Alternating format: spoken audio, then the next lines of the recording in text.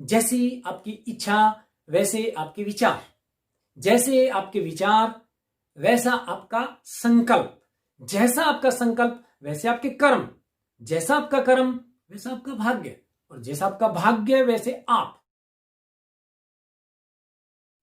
सभी को मेरा सादर नमस्कार।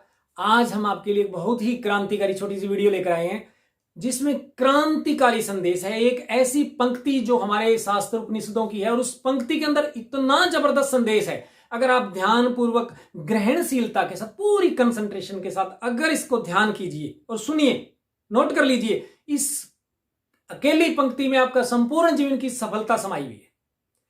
तो अगर मैं इस संस्कृत की एक सूक्ति को हिंदी में कन्वर्ट करूं तो इसका मतलब यहां अर्थ बनता है, जैसी आपकी इच्छा वैसे आपके विचार, जैसे आपके विचार वैसा आपका संकल्प, जैसा आपका संकल्प वैसे आपके कर्म, जैसा आपका कर्म वैसा आपका भाग्य, और जैसा आपका भाग्य वैसे आप।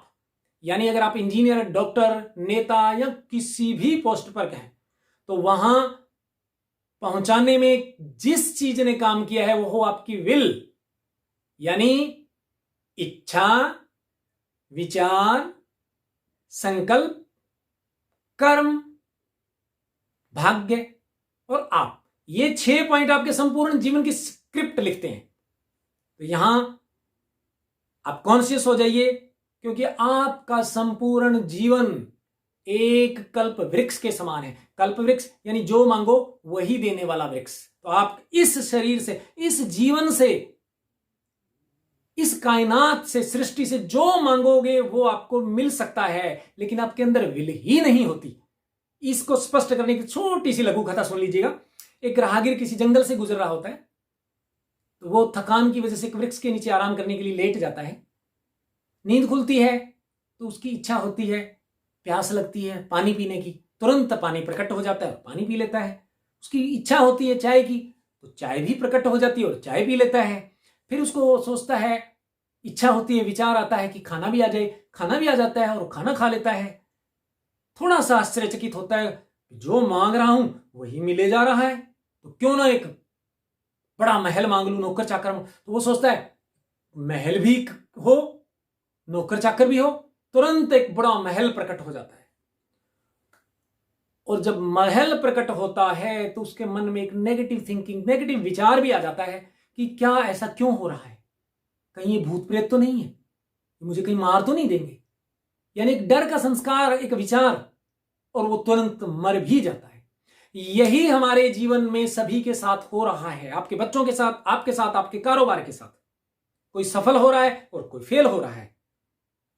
तो इसके पीछे जो क्रांतिकारी सूत्र, जो पंक्ति है और जिसका पहला पॉइंट है विल, स्ट्रॉन्ग विल पावर आपके जीवन को बूम देती है, क्योंकि वो बीज है, वहीं से जीवन की शुरुआत होती है।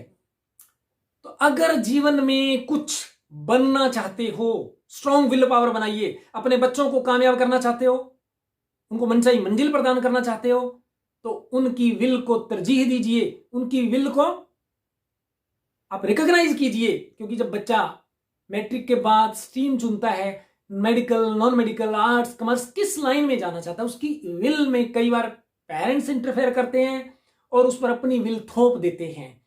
तो क्योंकि बच्चा, उसकी स्वयं की विल नहीं होती, तो वो उसके सक्सेस रेट को डिक्रीज कर देती है और उसे मनचाही सफलता नहीं मिलती।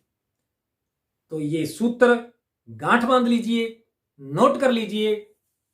इसी तरह आप अपने कारोबार में या कोई भी आपकी जिंदगी में कोई बिजनेस है, उसमें अगर मनचाही सफलता नहीं मिल रही तो वो बिजनेस आपके इंटरेस्ट का नहीं है, या उसमें आपकी विल पावर बहुत कमजोर है। तो जीवन में सफलता का एक ही सूत्र है, वो है विल। तो विल पावर अपनी स्ट्रॉन्ग कीजिए। स्वयं का कारोबार, बच्चों की जिंदगी और किसी भी व्यक्ति की सफलता इस विल पावर में समाई हुई है। तो ये जो सूक्ति आपको बोली है उपनिषदों की, इसको नोट कर लीजिए, इसे अपने जीवन में आजमाइए, और ऐसा संभव ही नहीं कि आप सफल ना हो। All the best, thank you, जय हिंद।